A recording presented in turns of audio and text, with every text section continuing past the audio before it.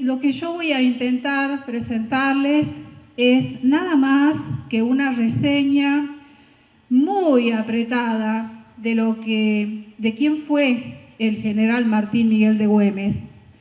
Espero que algunos de los textos, de los aspectos de la vida de él, no sean conocidos por ustedes, así hoy se van con conocimientos en cuanto a los hitos de la vida de este hombre que dio su vida por la patria.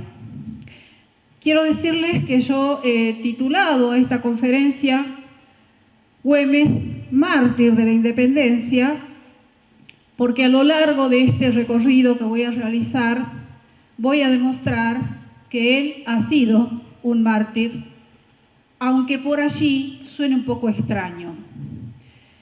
No soy la primera que lo designa mártir de la independencia al general Güemes. Antes que yo hubo autores, el fundador del Instituto Güemesiano de Salta le llamó el héroe mártir, y el doctor Di Marco, cuando era presidente de la Academia Nacional de la Historia, le llamó mártir de la independencia. ¿Por qué fue un mártir? Mártir significa ser testigo de la fe. Él dio testimonio con su vida de la fe que tenía en Dios y en la patria. Y eso es lo que voy a tratar de compartir con ustedes.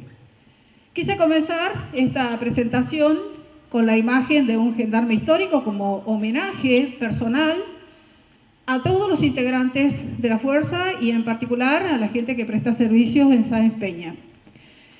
Güemes es el numen tutelar de esta institución, a la que le ha transmitido numerosos valores, de los cuales voy a hablar mañana también en homenaje, esta vez al personal de la institución y al general Güemes. Nosotros acá podemos apreciar la imagen del monumento a Güemes en la ciudad de Salta, y la segunda es del monumento a Güemes en Buenos Aires. No es el mismo monumento. La similitud radica en la piedra con la que ha sido construido, que es piedra extraída del Cerro San Bernardo. Pero el monumento de Pampa y Figueroa Alcorta en Buenos Aires carece de todos los atributos que tiene el monumento en su concepción original. Ha sido inaugurado así un poco de apuro, terminaba una gestión, entonces había que inaugurarlo, y bueno, se dijo que en el futuro se iba a completar, nunca se logró. Pero lo interesante es que todos los años, cada 17 de junio y cada 8 de febrero, se reúnen en ese lugar un grupo de argentinos que van a honrar la memoria de Güemes, y allí solemos tener la presencia del personal de gendarmería con su honra particular, con el uniforme histórico de la fuerza. Quizás, y esto es muy interesante, sobre todo para los jóvenes, en un momento en el que estamos tan presionados por la imagen. En todo momento estamos con la selfie, con el celular, sacando fotos, enviando, en un segundo enviamos imágenes que capturamos, nuestras y de otras personas, a una infinita cantidad de personas que se encuentran en distintos lugares de la ciudad, del municipio, del país o del mundo. Quiero decirles que a Güemes, cuando él vivió, nadie lo retrató. O sea, no tenemos ningún retrato de Güemes en vida. Entonces la primera pregunta que surge es, bueno, y entonces todas estas imágenes que tenemos de Güemes, ¿de dónde surgen? Bueno, la primera imagen está en Carbonilla, ha sido realizada por un pintor de origen italiano. Este pintor se basó en relatos de cómo habría sido Güemes, que le han ido pasando distintas personas que lo conocieron, pero fue 81 años después de la muerte de Güemes. Con lo cual lo que podemos decir es que el valor que tiene esta imagen es de ser la primera que se recuerda y se ha realizado de esa manera, diciendo que era parecido a, que era así, que el cabello lo tenía de esta manera. Esta imagen además tiene la trascendencia de haber sido declarada la imagen oficial de Güemes.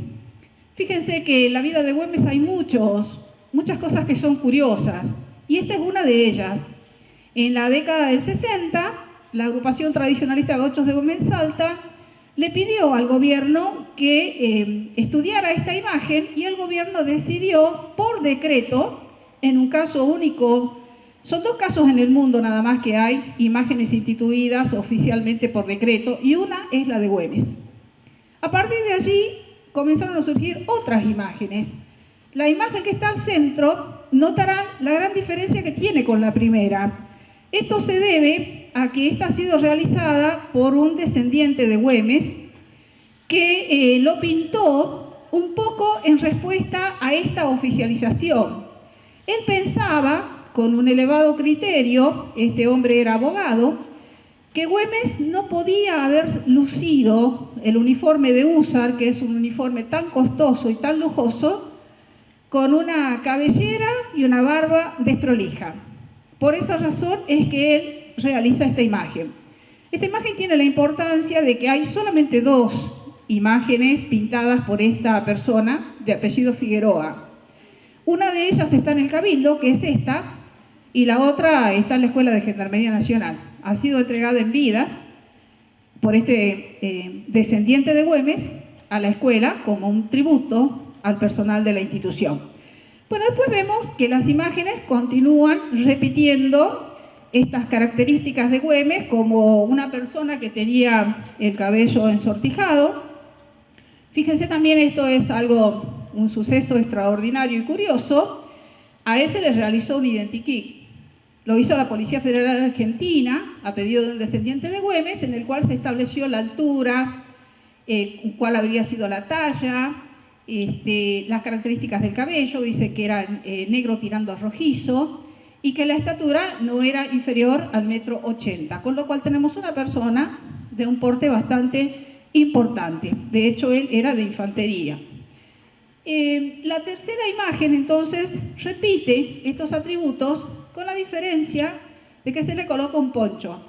Y este poncho está colocado sobre el uniforme, algo que el personal de cualquier fuerza sabe que sobre el uniforme no se pueden usar elementos que no corresponden al uniforme. Eso está establecido. Pero bueno, acá el pintor se toma esa licencia y le pone un poncho que tampoco es el poncho que tradicionalmente se lo adjudicamos al salteño, que es el rojo y negro. Es un poncho de otro color, posiblemente un poncho de vicuña, pero es un ornamento. Acá lo tenemos a Güemes en la idea que asume un pintor cubano contemporáneo.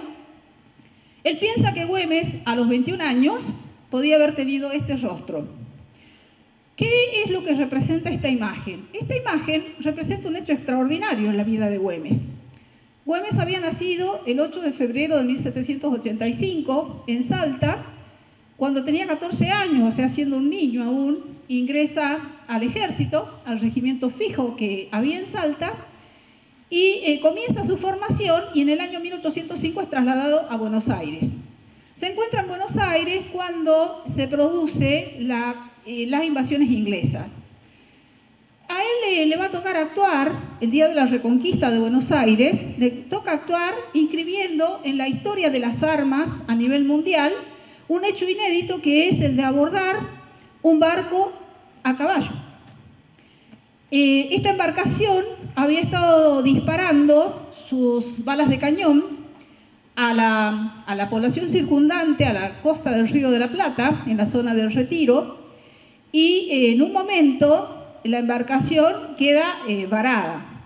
Entonces Liniers se da cuenta de que la embarcación está en problemas y lo envía a Güemes a que se comunique con Pueyrredón, y Pueyrredón le ordena a Güemes, con un grupo de gauchos, junto con gente de tropa, abordar o acercarse al barco lo más posible, y no solo se acerca, sino que lo toman. La bandera que se ve allí, esa bandera existe. Esa bandera ha sido entregada, ofrendada a la Virgen, y se encuentra actualmente en el convento de Santo Domingo, que es el mismo lugar en el cual reposan los restos de Manuel Belgrano. Como para ver una característica de la letra de Güemes, fíjense la caligrafía, la prolijidad que tenía para escribir, en momentos en que había que escribir con pluma y era muy difícil y no se escribía rápidamente como se escribe ahora. Sin embargo, la caligrafía de él es una caligrafía perfecta, que ha sido estudiada por muchos especialistas, de los cuales se han extraído algunos rasgos psicológicos y hasta las posibles enfermedades que podría haber tenido Güemes en vida. Acá lo que llama la atención es la firma. Fíjense que es una firma que tiene un ornamento bastante significativo, ¿no? Esto también nos está hablando de la personalidad que tenía Güemes, que era una personalidad muy fuerte, además de carismática. Bueno, cuando empieza todo esto de la lucha por la independencia, que se produce a partir del 25 de mayo de 1810, cuando en Buenos Aires se forma la primera junta de gobierno, el territorio nuestro era tan extenso como lo que estamos viendo en este mapa. Pertenecía al virreinato, la Banda Oriental, Paraguay, Bolivia. Entonces, tenemos que tener en cuenta este dato para ya comenzar a saber dónde actuó Güemes y por qué. La razón por la que Güemes comienza a actuar es que cuando se forma la Junta de Gobierno en Buenos Aires, no todos aceptan las disposiciones de la Junta, entonces se produce un movimiento contrarrevolucionario en Córdoba y otro en el Alto Perú, que es hoy Bolivia. Ese movimiento va a tratar de unir fuerzas, los altoperuanos con los cordobeses, donde estaba Liniers a la cabeza, héroe de la reconquista y recuperación de Buenos Aires y en este momento opositor a esta primera Junta de Gobierno. ¿Qué va a hacer el gobierno? Va a mandar una expedición que se conoce como el Ejército del Norte o Expedición Auxiliadora al Alto Perú. Esta expedición lo primero que va a hacer es ejecutar a los cabecillas de Córdoba, con lo cual Liniers, de héroe, pasó a ser una de las primeras víctimas de este movimiento. Mientras tanto, en Salta, el nuevo gobernador de Salta, ya patriota, Chiclana, le pide a Güemes que organice un grupo de hombres y que marche hacia la quebrada de Humahuaca, en la zona de Jujuy, para tratar de impedir que los revolucionarios que estaban en Bolivia y los revolucionarios de Córdoba unieran fuerzas y además que recibieran auxilios. Por ejemplo, desde el Alto Perú venía una carga muy importante de pólvora que fue interceptada por Güemes y también correspondencia. Eso generó que Güemes fuera ascendido. Este fue su primer ascenso ya en el movimiento patriota. Antes, cuando recupera Buenos Aires, en esta acción que les comenté, también fue ascendido, pero ese primer ascenso fue dado por la corona española. Entonces ahora es ascendido ya en esta causa que se inicia el 25 de mayo. Y a partir de ahí, hasta los 36 años, los 22 años que él está en el ejército, va a ir logrando cada ascenso por mérito en batalla. Nadie le regaló nada a Güemes. Él, todo lo que obtuvo, se lo ganó por su lucha, por su adhesión a la causa patriota. Entonces, recordemos esto, recordemos esta imagen del mapa, hasta dónde abarcaba. Si ustedes se fijan, estamos hablando de Chiquitos, Cochabamba, Potosí, Charcas, la provincia de Moxos, que traducido al cómo es el mapa actual de Bolivia sería la provincia de La Paz. Hasta allí abarcaba nuestro territorio. Y Güemes no llega a La Paz, pero llega a Potosí, en el momento en que él comienza con este grupo de personas que logra reunir y además la característica de ser el instructor de tiro en el campo de batalla. Esto es algo muy singular, la tropa se venía reuniendo, la organiza, y el 30 de septiembre de 1810 se produce el primer enfrentamiento con los realistas y ese enfrentamiento está al mando de Güemes. No hay muertos en esta oportunidad. Ese enfrentamiento se produce en una zona llamada Cangrejos, que es cerca a La Quiaca, a Yavi, está en proximidades, y allí entonces es el bautismo de fuego de la tropa de Güemes. Esta acción le va a generar un nuevo reconocimiento, un nuevo ascenso. Ustedes ven allí un aborigen, porque la comunidad de Cangrejos ha decidido que va a recuperar este suceso histórico con la participación de los nativos. Hoy se les llaman pueblos originarios. Bueno, en este momento ellos todos los años hacen allí un acto al que son invitadas las autoridades de la zona, participan y lo que se recuerda es la participación del nativo que aportó su fuerza, su cuerpo y su todo para esta lucha que comenzaba. Sin embargo, no tenemos muchos escritos que hablen de esta participación de los nativos en los ejércitos patriotas, pero en el caso de Güemes, él los tuvo. Cuando Güemes continúa su avance, ya se une con el ejército que iba al mando de Balcarce y de Castelli, se produce un encuentro, un enfrentamiento en Suipacha, que ya es una localidad boliviana, el día 7 de noviembre de 1810. Es el primer triunfo de las armas patriotas, un triunfo contundente, un triunfo que permitió avanzar y recuperar todo el territorio que se había perdido en lo que es hoy Bolivia. Porque ese territorio fue anexado, en momentos en que comenzó toda esta lucha, fue anexado al virreinato del Perú. Entonces había que recuperarlo. Por eso es que marcha esta expedición y Güemes suma sus fuerzas a la expedición. En esta batalla, Güemes va a tener un rol fundamental, un protagonismo innegable, y sin embargo, él no figura en el parte de batalla que Castelli redacta. Castelli no estaba en el lugar de la lucha, pero lo omite. Acá comienzan estas situaciones en las cuales se empieza a ocultar lo que hizo Güemes por esta patria. Cuando él reclama que él no figuraba en el parte de batalla, pero además reclama otra cosa que era más importante que el hecho de que él no figurara en el parte, reclama que desde el gobierno central, desde Buenos Aires, se ordena no avanzar y firmar un pacto con el enemigo. Entonces Güemes lo que reclama es eso. ¿Cómo se va a firmar un pacto con el enemigo vencido? Por supuesto, es desautorizado por Castelli y por González Balcarce, y en consecuencia le ordenan retirarse del ejército. Él se retira, vuelve a Salta, pero la tropa que él formó queda sumada al ejército y él se vuelve solo. Acá nosotros vemos, fíjense la importancia que tiene este triunfo, que Bolivia tiene un busto de Güemes en el lugar donde se produjo esta batalla, y el otro busto que se encuentra hacia el costado, bueno, hacia este costado, es Arraya, Pedro Arraya, que es un prócer local. Pero la magnitud de los homenajes, que ahora están suspendidos, pero no del todo, porque hay gente que se reúne, era muy trascendente, porque van las fuerzas, tanto de Bolivia como de Argentina, a rendir homenaje y a recordar este suceso, ¿no? Así que fíjense la importancia que tiene acá. Ya también tenemos que tener en cuenta que Güemes es honrado en Bolivia. Cuando esto continúa, Güemes continúa hacia el territorio boliviano, se le ordena hacerse cargo de Potosí, preparando la llegada del ejército, y cuando llega a Potosí se produce esto que yo acabo de mencionar, que Güemes es separado del ejército. Él va a pedir a la Junta que reconsidere esa medida, la Junta lo reconsidera y él vuelve a ser incorporado al ejército. Después de esto, en el año 1812, este ejército que había marchado desde Buenos Aires era un ejército que tenía muchos problemas de disciplina, de organización. Entonces va cambiando de jefe sucesivamente, ¿no?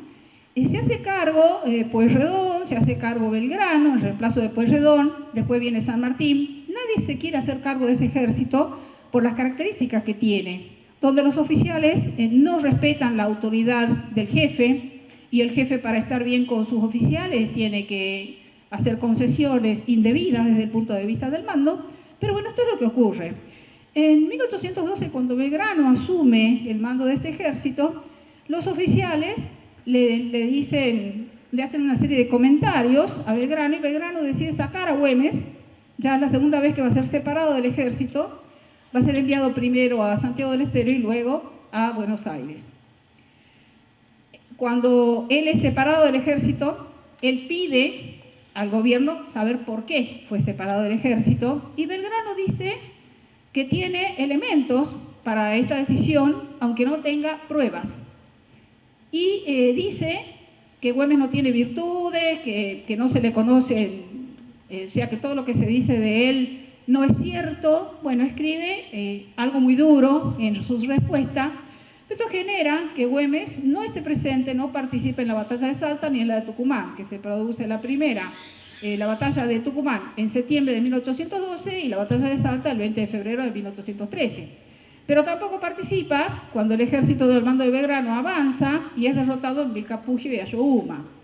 Cuando él está en Buenos Aires, llega a San Martín.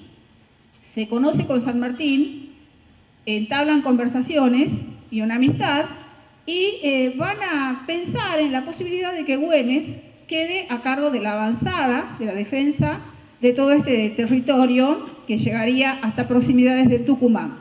Bueno, eso ocurre en el año 1814, en enero. San Martín va a hacerse cargo del ejército, finalmente está unos pocos meses y luego se retira, pero le da a Güemes la misión de defender lo que sería todo el sur de la provincia de Salta, porque Salta y Jujuy estaba ocupada por las tropas de Pezuela. Fue una invasión muy larga, muy difícil, con muchas vidas perdidas. Entonces Güemes logra contener, porque esto también tiene que quedar en claro. Las invasiones venían desde el Alto Perú con destino a Buenos Aires. Entonces, esto también nos hace pensar y reflexionar por qué aún hoy seguimos diciendo que Güemes defendió una frontera que en ese momento no existía y que defendió Salta, cuando él lo que hizo fue, primero, como les decía, en 1810 marchar hacia el territorio boliviano, fue desempeñando distintas misiones en ese lugar. Después se le ordena la defensa de la avanzada del río Pasaje, lo cumple exitosamente, recibe un nuevo ascenso y él, 2 años después, va a recibir la orden de ser quien defienda la integridad de las Provincias Unidas. Cuando Güemes, en el año 1815, va a tener un enfrentamiento con el ejército realista. En este momento ya es jefe del ejército que marchó desde Buenos Aires, Rondó. Rondó es el que más problemas tuvo con este ejército porque la indisciplina era total. Tal es así que él tuvo una rebelión de sus oficiales, muchos de ellos desertaron del ejército y se unieron a Güemes. Con lo cual se crea un problema gravísimo porque Rondó va a quedar sin el auxilio de las fuerzas de Güemes después de este triunfo contundente y se va a producir una situación bastante grave. Yo quise mostrarles, es una reproducción facsimilar de la Gaceta, porque la Gaceta publicaba todos los partes de batalla, y en la Gaceta, que era el periódico del Estado, estaba permanentemente el nombre de Güemes y de la gente que actuaba en el territorio de Salta, de Jujuy y de Bolivia, a las órdenes de Güemes. Entonces, por ahí no se entiende por qué razón todos estos documentos de la época, a los cuales tenemos acceso ahora, actualmente, han sido soslayados para minimizar la figura de Güemes.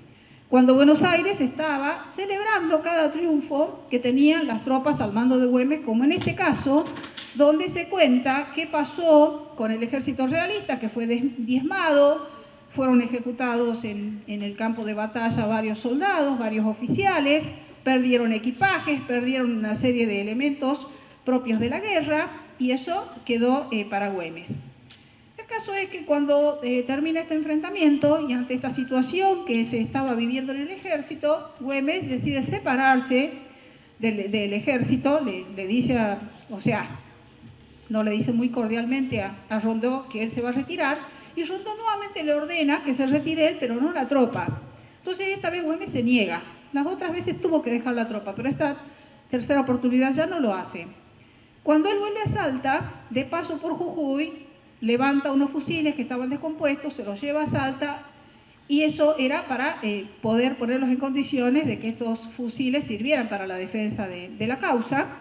Pero Rondó va a quejarse ásperamente ante el director supremo van a desautorizar a Güemes y le van a pedir que devuelva los fusiles y Güemes se niega, porque además dice que esos fusiles pertenecían a la tropa que él había formado. Bueno, ahí se presenta una situación muy difícil, pero lo característico acá y lo llamativo es que los oficiales que habían pertenecido al ejército de Rondó desertan para unirse a Güemes. Esto quiere decir que algo estaba pasando en este ejército, porque si no, ¿por qué se irían los oficiales de mucha valía, como en el caso de Juan José Quesada, que después va a actuar en La Puna y va a ser tomado prisionero y va a ser trasladado hasta el Perú? Bueno, va a tener todo un suplicio, numerosas torturas y demás por esta prisión, pero es muy llamativo que haya ocurrido esto. Cuando esto sucede, Rondó continúa su camino hacia el territorio boliviano, siempre con el mismo objetivo, de recuperar estos territorios para lo que iba a ser el nuevo país, para lo que en ese momento se llamaban las Provincias Unidas de Sudamérica. Él continúa su avance, pero va a ser derrotado en 2 batallas y tiene que retroceder. Cuando ingresa a Jujuy, los realistas vienen con su ejército siguiéndolo a Rondó, entonces nuevamente existe el peligro de una invasión. Rondó decide, ante las desobediencias de Güemes, lo declara reo de Estado, y el gobernador, el teniente de gobernador que representaba a Güemes, que ya era gobernador de Salta, había sido nombrado gobernador como consecuencia de este triunfo en Puesto Grande del Marqués, ordena la desobediencia hacia su persona, como mandatario, como gobernante. Entonces se presenta una situación muy dramática, porque tenemos un ejército que tendría que haber, o sea que la misión que tenía era recuperar el territorio alto peruano, y resulta que invade la provincia de Salta. Bueno, esto le va a costar muy caro a Rondó, y porque cuando él entra al territorio salteño, Güemes le va diciendo: nosotros nos vamos a defender, Salta se va a defender de esta invasión injusta. Él no atiende ningún tipo de presión, no atiende emisarios que le envía a Güemes, porque él está totalmente convencido de que lo va a derrotar. Él quería someterlo por las armas, fíjense, ¿no? Una situación gravísima realmente. Pero, ¿qué va a pasar? Que Rondó ocupa Salta, pero sobre las fuerzas de él se van a aplicar las mismas estrategias que se aplicaba contra los realistas, y Rondó va a terminar siendo el sitiador sitiado. Con lo cual se queda sin posibilidades de salir a buscar cualquier recurso que necesitara, llámese agua, leña, víveres, animales, lo que fuera. Cada partida que salía con ese propósito volvía derrotada o no volvía, porque eran tomados prisioneros. Entonces a Rondó no le queda otra alternativa que firmar un pacto con Güemes. En ese pacto se nota la figura de estos dos personajes históricos, porque se nota la altura moral de Güemes y la altura militar de él, porque logra que un jefe enviado por la nación se rinda. Firma un pacto en el cual Rondó escribe que se ha hecho un manto de olvido sobre todo lo que se dijo del gobernador Güemes, porque él se había dejado llevar por habladurías y lo había acusado y calumniado de cosas que no eran ciertas. Acá tenemos la presencia de un historiador que es Luis Borelli. Este señor recuperó este pacto y hace unos 40 años que está haciendo homenajes en este lugar, y siempre participan las distintas fuerzas y siempre las instituciones, policía, gendarmería, el ejército están presentes. Pero yo quisiera pedirles que prestaran atención a lo que está en esta escultura, porque tenemos 2 manos que se saludan en señal de pacto. Una es la mano de Güemes y la otra la mano de Rondó. Pero atrás de Rondó está la Casa de Tucumán. ¿Por qué está la Casa de Tucumán? Porque en este momento, estamos en el 22 de marzo del año 1816, todos los diputados que tenían que dirigirse a Tucumán ya estaban en Tucumán para sesionar finalmente se declara la independencia. Pero ¿qué ocurre? Está este frente de lucha abierto, este enfrentamiento grave entre la tropa nacional con la tropa formada en la provincia, y corría peligro de que el Congreso no pudiera sesionar. Cuando se firma el pacto, San Martín, que ya estaba de gobernador en Mendoza, hace brindis, hace repicar las campanas, salva de cañones y le envía una nota a Güemes diciéndole que más que 1000 triunfos había celebrado este pacto. Con lo cual nos está mostrando la importancia de es un pacto preexistente a la Constitución Nacional, no muy mencionado tampoco porque, bueno, se producen estas circunstancias. Y lo tenemos a Güemes, atrás de él está la geografía en la que le toca actuar, que generalmente es de cerros, de montañas, aunque no es solamente eso, y también se ve un grupo de gauchos. Cabe aclarar que si bien es cierto que el ejército de Güemes estuvo integrado en su mayoría por gauchos, no todos eran gauchos. Había también oficiales, tropa de línea, como en el caso de estos oficiales que desertan del ejército de Rondó y se suman al ejército de él. Y entonces ese ejército va a ir sumando a gente de distintas jerarquías y de distinta procedencia, con lo cual va a llegar a tener aproximadamente unos 900 hombres de línea y el resto eran tropas gauchas. Pero no eran tropas gauchas a la montonera, desorganizadas, que salían profiriendo grandes gritos, como a veces nos muestran algunos documentales y algunas películas, sino que era una tropa perfectamente organizada, con disciplina, normas, tenían un fuero propio, es decir, que las milicias gauchas estaban protegidas por Güemes a través del fuero gaucho, por lo cual cualquier cosa que ocurriera con un integrante de las milicias tenía que ser sometido a la justicia militar y no a la justicia civil, que seguramente iba a ser condenatoria y mucho más grave, porque los gauchos no eran muy bien mirados, ¿no? Peor era la situación de los gauchos de la Pampa Húmeda, ¿no? Donde el gaucho era totalmente despreciado. En cambio acá tenía cierta protección, era querido, pero no dejaba de ser una persona de una categoría inferior. Entonces también reducir el ejército de Güemes a solamente gauchos tampoco es algo que se ajusta a la realidad histórica. Fíjense que cuando se firma el pacto, hay una parte importantísima que pertenecía a Bolivia, que es una zona llamada el Partido de Atacama, por el cual en el año 1816, al ver esta situación en la que se presentaba todo esto del avance realista, la gente del Partido de Atacama decide pedirle a Güemes que los proteja, con lo cual incorpora a este partido al gobierno de Salta. Esto tiene la enorme, dimensión de haber logrado que durante 9 años, y en el gobierno de Güemes, tuviera Salta salida al Pacífico. Cosa que se perdió en el año 1825, cuando el gobierno central decidió que Bolivia se formara como quisiera, se desentendió de todo este territorio y así se perdió la salida al Pacífico.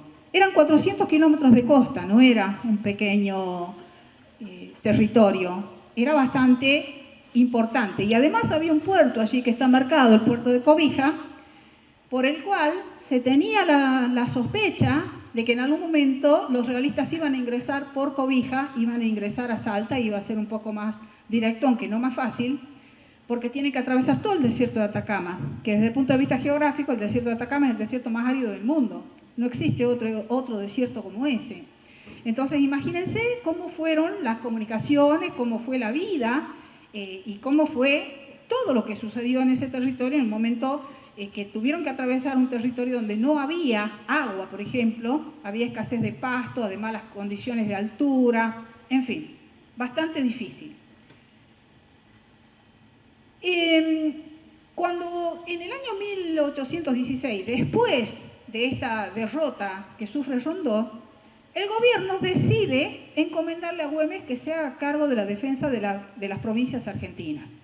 Y ahí cambia esta situación de Güemes, que estaba hasta junio de 1816 en la defensa de lo que era el territorio boliviano, más el territorio de Jujuy, más el de Salta.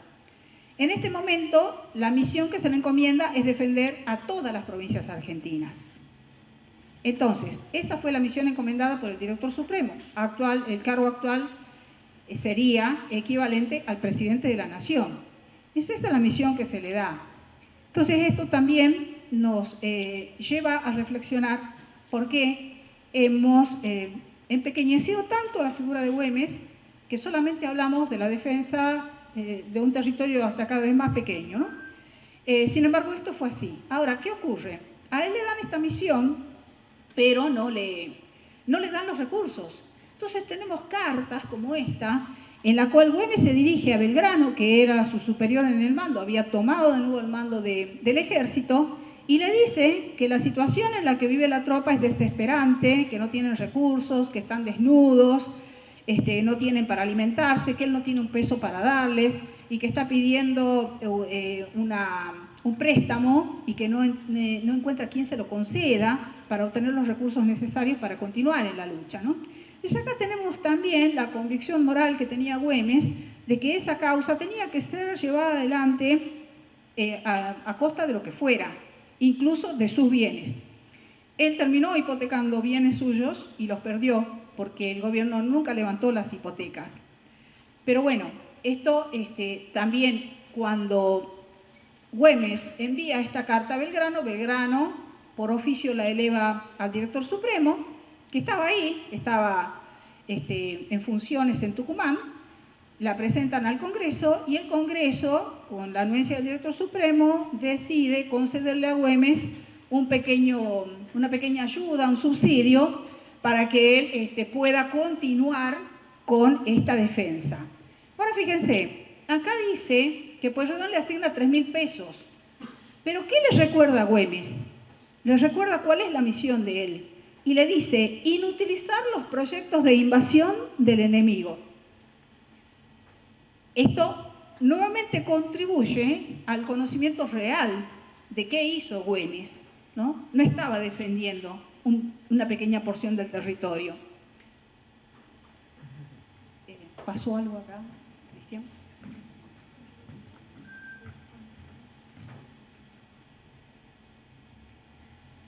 Entonces, esto nos muestra nuevamente, nuevamente nos muestra que la misión encomendada por el gobierno central era muy distinta a la que nosotros le adjudicamos a Güemes. Además le dice que tiene que informar el estado de las fuerzas y de todos los recursos y elementos para la lucha que él tiene. Es decir, era un ejército que tenía un reconocimiento a nivel nacional, podríamos decir hoy. En ese momento la nación todavía no estaba constituida, pero era lo que se le estaba pidiendo a Güemes y lo que él va a realizar. Ahora, acá también hay algo muy llamativo. Fíjense que cuando se declara la independencia el 9 de julio de 1816, nosotros hemos aprendido en la escuela, y así nos lo han enseñado, que es como que ahí termina la lucha, ¿no? Después no pasó más nada, no sabemos muy bien por qué peleaban. Sin embargo, después de la declaración de la independencia, ¿qué hace España? No reconoce esta declaración. Entonces continúa mandando invasiones hasta el 1825. Con lo cual, ahí tenemos 9 años que no estamos contándole a nuestros estudiantes, ¿no? Y también cuando enseñamos la historia en los profesorados, tampoco lo enseñamos y nosotros mismos no estamos formados en todo ese contexto que se presenta.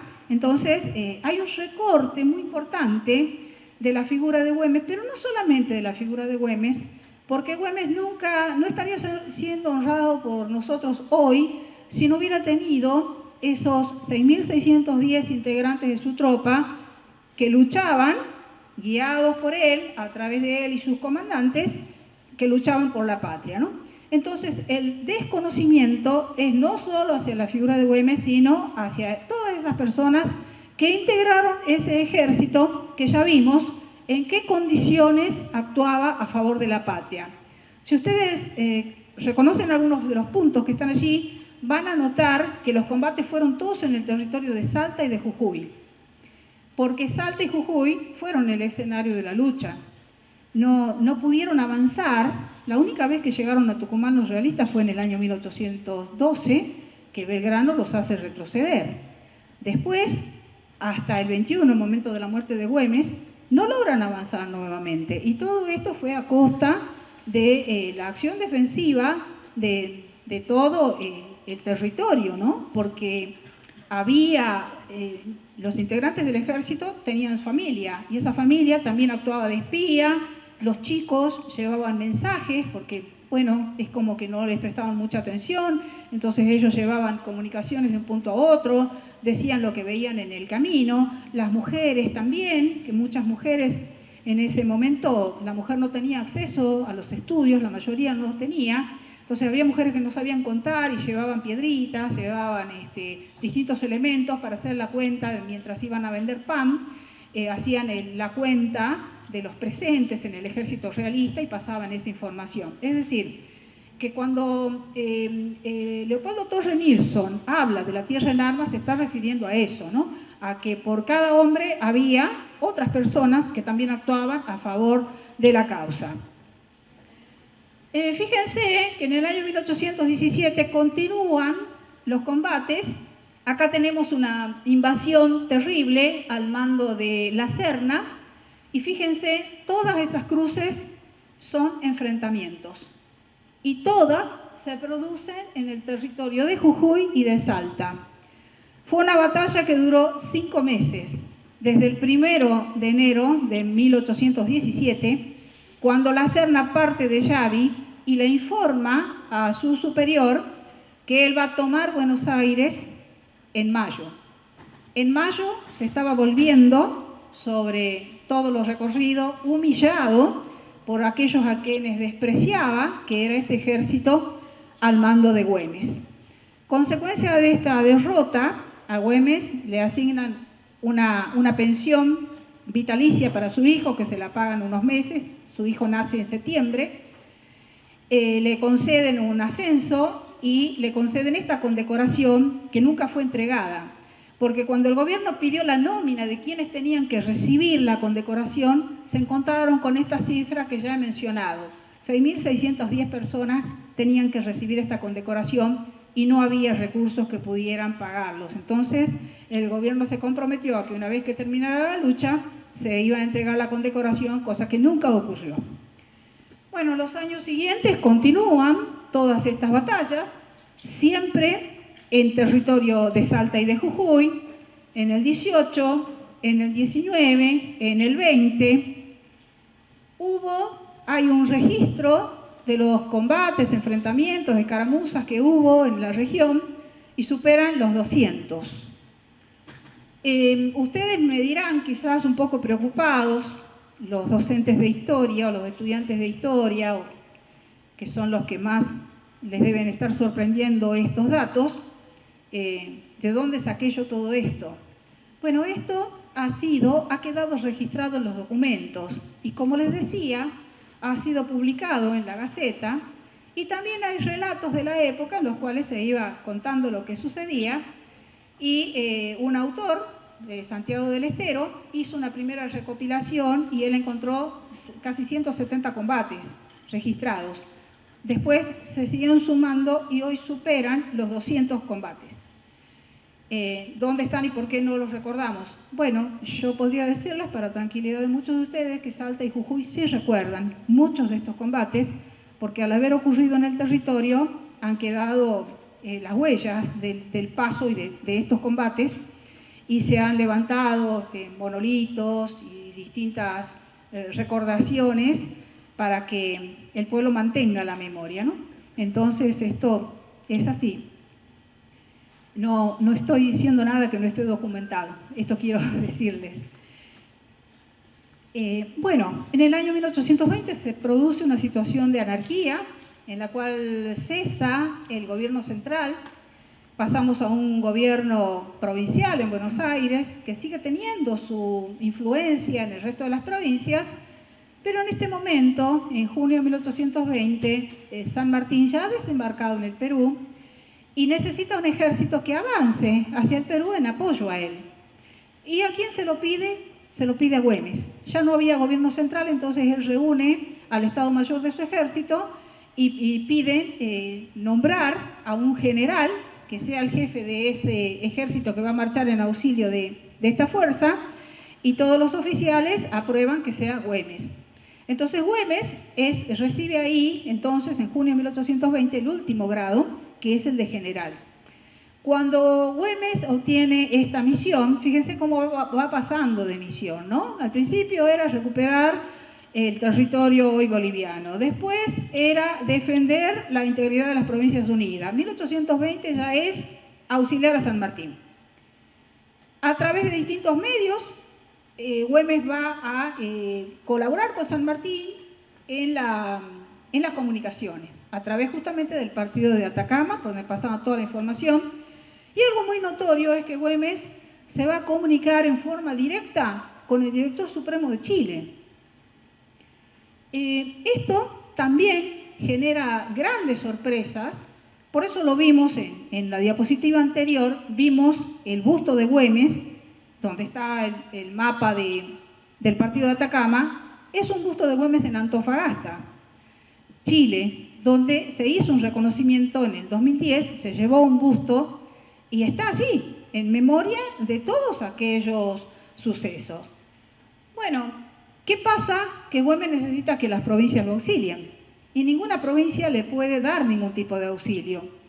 Eso genera que Güemes le escriba a O'Higgins diciéndole que no ha obtenido nada de las provincias. Todas las provincias dijeron que sí, que estaba bien, que Güemes auxiliara a San Martín, pero el apoyo en recursos no fue dado. Entonces él, un poco contándole esta situación, le dice que él va a tratar de ver que su tropa está totalmente provista de todos los recursos que necesita, aunque solo tuviera un chiripá, para marchar en auxilio de San Martín.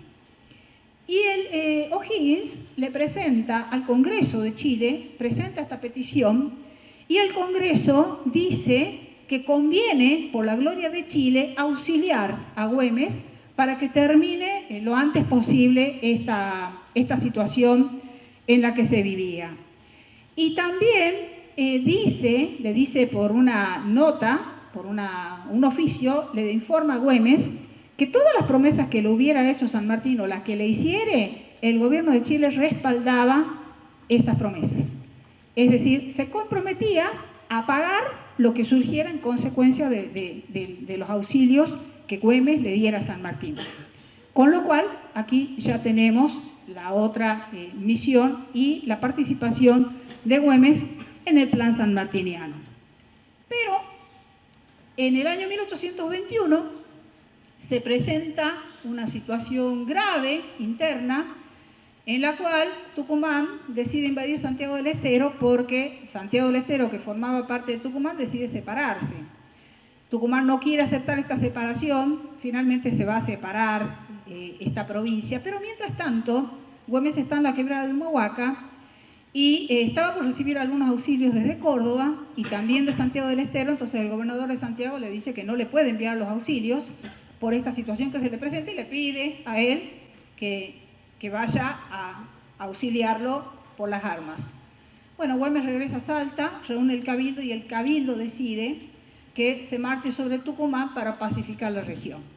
Se producen algunos enfrentamientos, se firma un pacto el día 5 de junio, un pacto que tampoco es reconocido en la localidad de Vinará. Se acaba de celebrar el bicentenario de este pacto, que Güemes no pudo firmar, lo firmaron las otras provincias, Córdoba, Santiago del Estero y Tucumán, y Güemes no, porque el 7 de junio Güemes va a ser herido. Mientras tanto, mientras él se encuentra en el sur de la provincia de Salta, en la zona de Rosario de la Frontera, los opositores a Güemes deciden destituirlo del cargo de gobernador. Y los opositores eran los cabildantes y los comerciantes, que toman esta medida y además lo condenan al destierro. Le dicen que si él vuelve a Salta va a ser ejecutado. Güemes nuevamente tiene que volver a Salta con una pequeña escolta y vuelve desarmado, ingresa a la ciudad, se presenta ante las tropas que tienen la orden de disparar.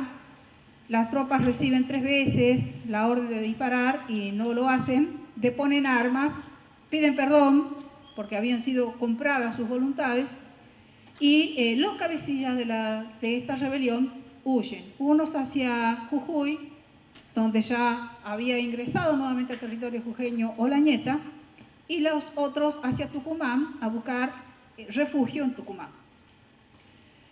En estas circunstancias, uno de los comerciantes, que tiene nombre y apellido y origen, se llamaba Mariano Benítez, es comisionado por los otros rebeldes para ir en busca de Olañeta, que era el jefe que estaba ahí a la expectativa de lo que estaba sucediendo, a ver cómo podía él recuperar 100 prisioneros que se habían llevado a Salta porque en abril habían sido derrotados por los jujeños al mando de Gorriti en el combate de León. Entonces se llevaron todos estos prisioneros que para él eran muy valiosos, sobre todo dos, que eran los hermanos de la esposa de él, de Josefa Marchiegui. Entonces, él necesita recuperarlo porque es muy valioso. Además, uno de ellos, Guillermo Marchiegui, había sido herido en uno de los brazos en una batalla anterior y en la batalla de León es herido en el otro brazo, con lo cual queda imposibilitado de usar sus dos brazos, ¿no? Después se sabe que este hombre andaba a caballo y manejaba el caballo con la boca, ¿no? Las riendas las llevaba con los dientes, ¿no? Entonces, bueno, también algo que era propio de la convicción de estos hombres de por qué luchaban, ¿no? Solo que Marchiegui era realista. Entonces, cuando Mariano Benítez se reúne con la vanguardia de Olañeta, al mando de José María Valdés, decide avanzar por un punto que no era frecuentemente el de paso entre Salta y Jujuy. Él, como vaquiano que traficaba animales por esa región, los trae y en la noche del 7 de junio van a emboscar a Güemes y lo van a herir. Inmediatamente que Güemes es herido, Olañeta se adueña de la situación, continúa su avance e ingresa a Salta. En Salta se produce en este momento un hecho que llama muchísimo la atención, pero es lo que sucedió.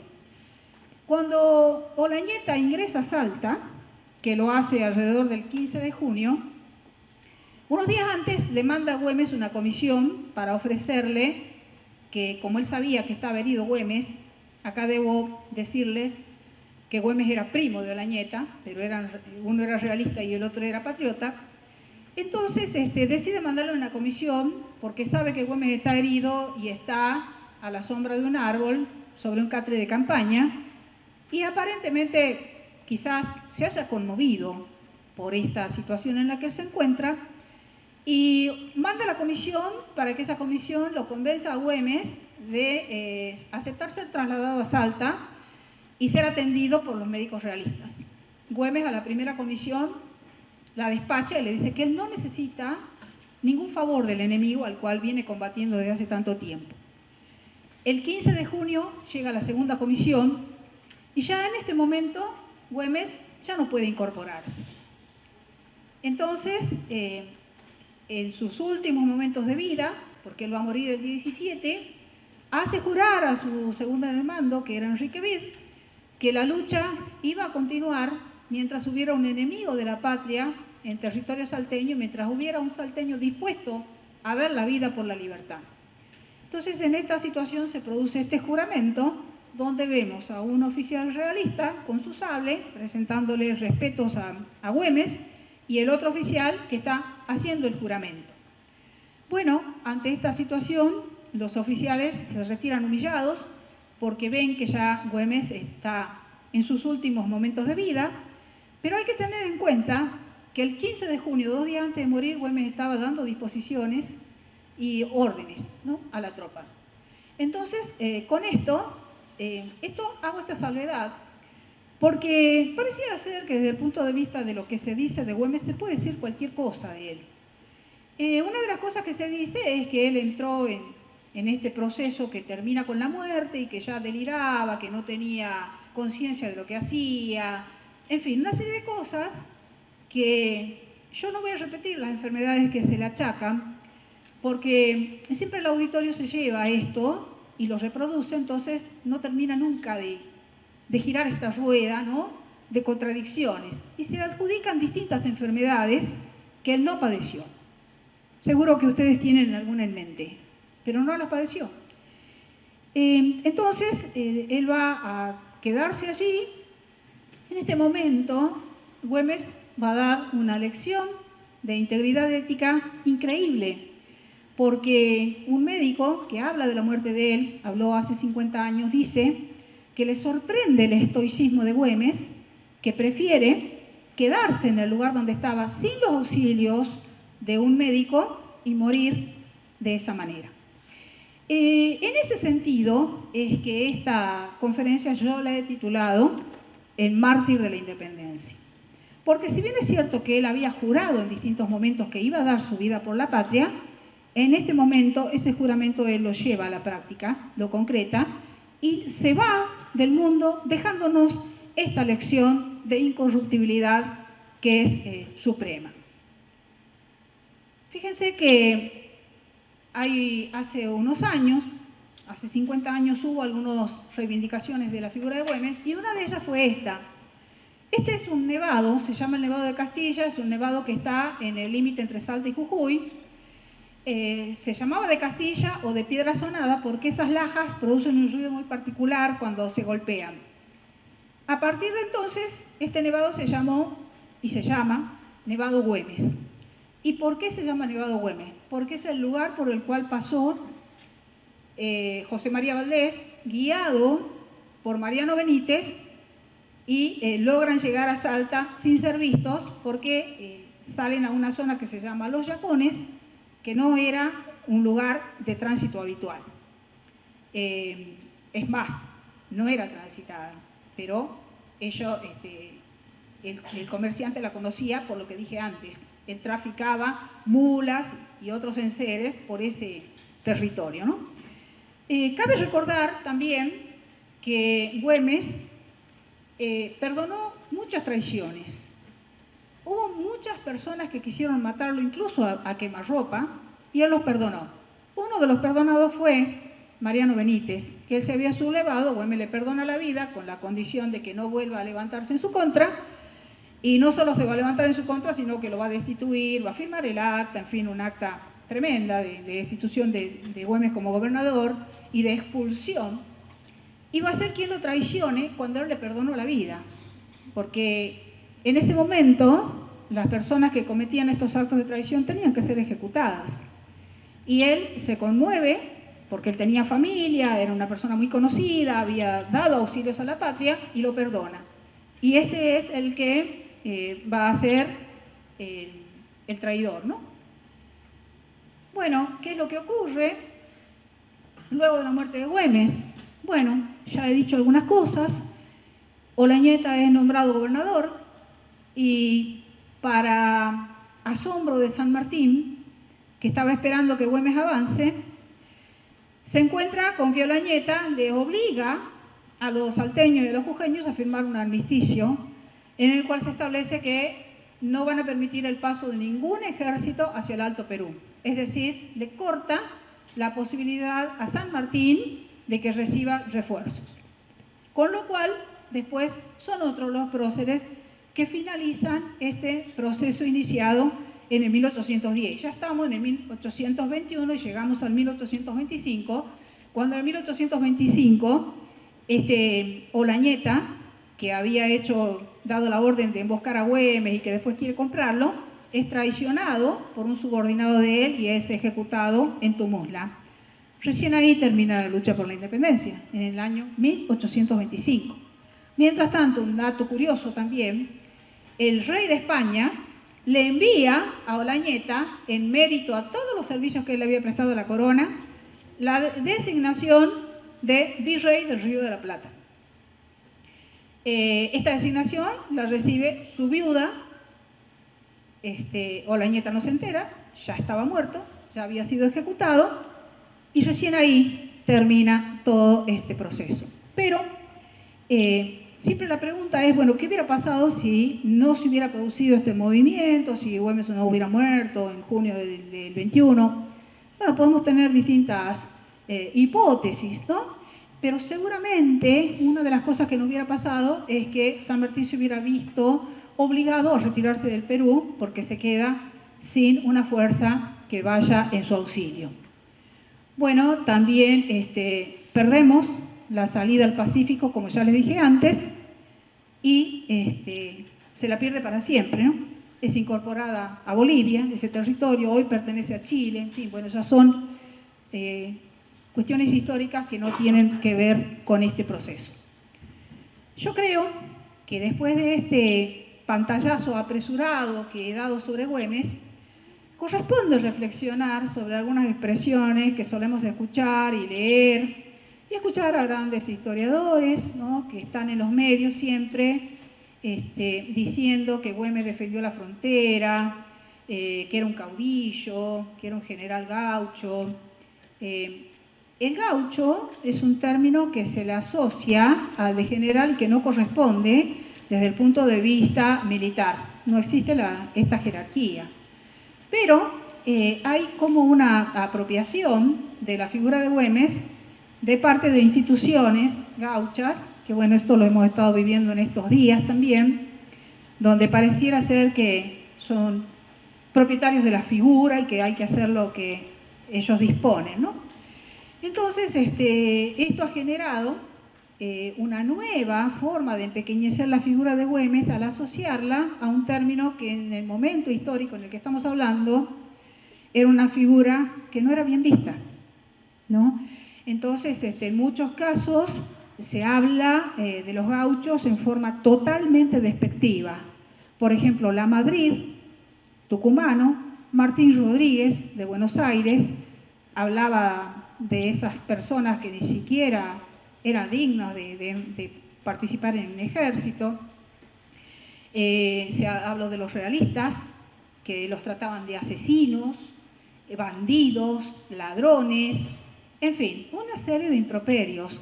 Entonces, esta relación hacia Güemes, del término gaucho, habría que pensarla, porque también desde el punto de vista de la composición racial, el gaucho es hijo de un español y de una mujer nativa. Llamémosle india, llamémosle originaria, natural, como queramos. Y no es el caso de Güemes. Güemes era hijo de un español y de una mujer de origen español, pero nacida en Jujuy. Entonces, son cosas como para pensar en el marco de este aniversario, ¿no? Bueno, lo de defensor de la frontera norte creo que no hay nada más para agregar. Lo de que la tropa era solo integrada por los gauchos también. Que no se presentaba en el campo de batalla, ¿no? Hay algunos historiadores que dicen hasta poco más que era un cobarde, que no iba, pero hay que tener en cuenta que la guerra que él presentaba era una guerra irregular. Los enfrentamientos que hubo de grandes ejércitos fueron muy pocos. Entonces, decir que no se presentaba en el campo de batalla, y sí, él era el jefe, el que ordenaba las escaramuzas, las partidas, él era el ideólogo de todas estas estrategias y estas tácticas. Entonces, también es un error, ¿no? Bueno, lo de las enfermedades inexistentes, en fin. Quiero cerrar esta evocación a Güemes con esta imagen. Es una imagen que acaba de ocurrir. El 16 de abril partió desde Luján un grupo de 11 gauchos a caballo con una imagen religiosa de la Virgen del Milagro que fue desde Luján hasta Salta. Ya llegó el día viernes, este viernes que pasó. Estos embajadores del patriotismo, porque creo yo que son eso, estoy convencida, son personas que pertenecen a distintas instituciones gauchas que han realizado todo ese recorrido, 56 días de marcha con algunos descansos, difundiendo la figura de Güemes ante los medios de comunicación, ante la gente que salía a esperarlos, ante quien quisiera escucharlos, ¿no? Todo ese tiempo, primero todo lo que fue la provincia de Buenos Aires, después Córdoba, después Santiago del Estero, Tucumán, Salta. Ahí terminó. Esta marcha ha sido promovida como un homenaje de estas personas y no la detuvo la pandemia. Fíjense que esto es algo extraordinario. porque eran muchos más los que iban a formar parte de esta marcha y por el tema de la pandemia dijeron no, mejor no, porque hay provincias que le dijeron que no los iban a dejar pasar. Bueno, finalmente se abrieron paso de una manera realmente muy loable, porque cumplieron el objetivo. Pero el objetivo era, por un lado, rendirle homenaje a Güemes y por otro lado, un nuevo pedido de que Güemes ingrese a la currícula escolar en todos los niveles, a la currícula educativa, porque no está. Güemes no está. Lo que se sabe de él es muy poco, lo que podemos difundir es muy poco, entonces esa, digamos, es la parte principal de este pedido. Ya se hizo en el año 2000 una marcha pidiendo el reconocimiento a través del feriado, 16 años después se logró el reconocimiento del feriado, y ahora, en este momento, se realiza esta petición. Ustedes notarán que el esfuerzo y el sacrificio que hay que realizar para poner a Güemes en el sitial que le corresponde es impresionante. Yo no tengo otra forma de definirlo.